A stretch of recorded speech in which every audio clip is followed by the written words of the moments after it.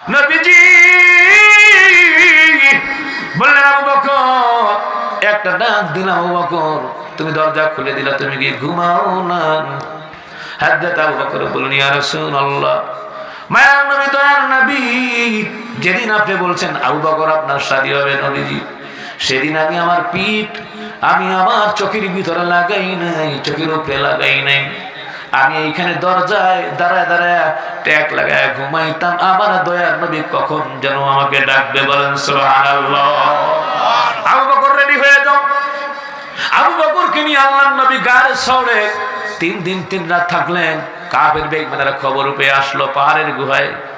আপনারা অনেকেই জানেন, কবুতর ডিম পেড়ে দিয়েছিল, মাকড়সার জাল বুনে দিয়েছিল। আল্লাহ পাক হেফাজত করেছেন, তারা সন্দেহভাবে তারা ঢুকে নাই। হযরত সিদ্দিক আকবর রাদিয়াল্লাহু তাআলা নবীকে ধরে উঠাইলেন,